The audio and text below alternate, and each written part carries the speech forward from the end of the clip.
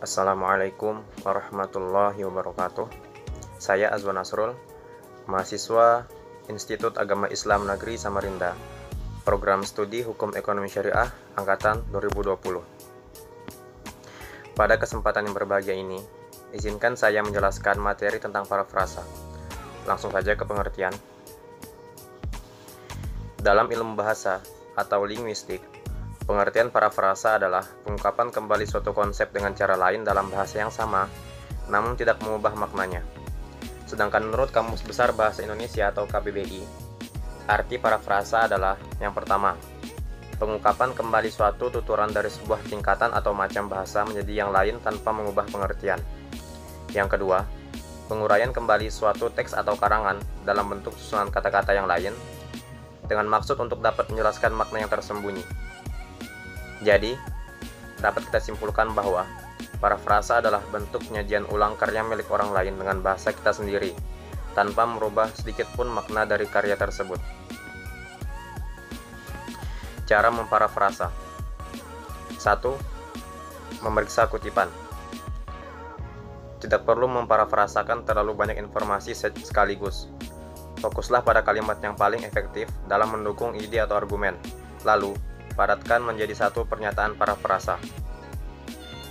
Kemudian, menentukan ide utama dan gagasan pokok, serta detail pendukung.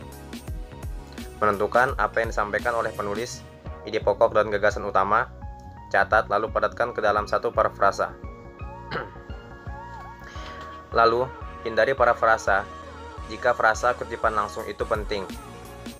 Seperti contoh, perkataan Insinyur Soekarno dalam pidatonya yaitu, "Beri aku 1000 orang tua," dan seterusnya. Yang kedua, menggunakan kata-kata sendiri. Baca berulang kutipan yang akan digunakan. Kita harus benar-benar memahami kutipan sebelum bisa membuat parafrasanya. Lalu, menyatakan dengan kata-kata sendiri. Dalam hal ini, kita menggunakan struktur kalimat yang berbeda tanpa merubah makna aslinya. Kemudian membandingkan parafrasa hasil kita sendiri dengan kutipan aslinya. Ini guna memastikan bahwa kata-katanya berbeda, namun makna yang disampaikan dan idenya masih sama. Yang ketiga, memasukkan sumber kutipan. Periksa panduan gaya kutipan yang kita inginkan. Yang paling populer adalah MLA, APA, dan Chicago Style.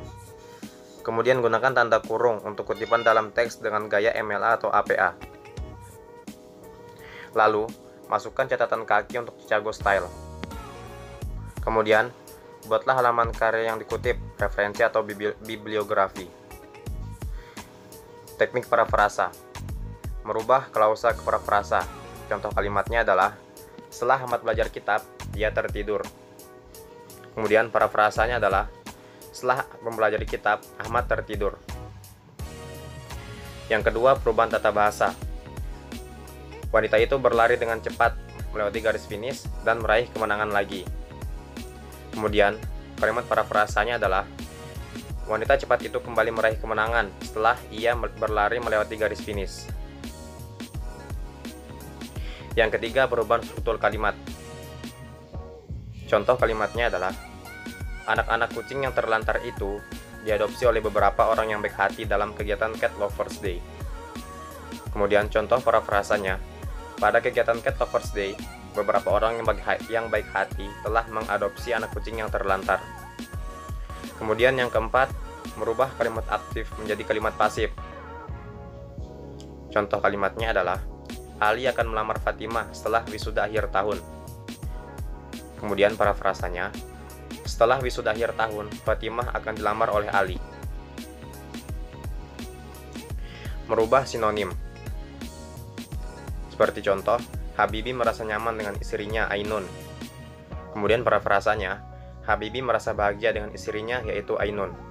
Kemudian, teknik parafrasa yang terakhir adalah yang keenam, merubah kalimat langsung menjadi kalimat tidak langsung. Seperti contoh, Saleh berkata, saya siap menghafalkan juz 30 setelah makan. Kemudian, kalimat parafrasanya adalah, Saleh berkata bahwa dia siap menghafalkan juz 30 setelah makan. Nah, itulah materi tentang parafrasa. Saya Azon Nasrul. Salah hilapnya mohon dimaafkan, kurang lebihnya terima kasih. Assalamualaikum warahmatullahi wabarakatuh.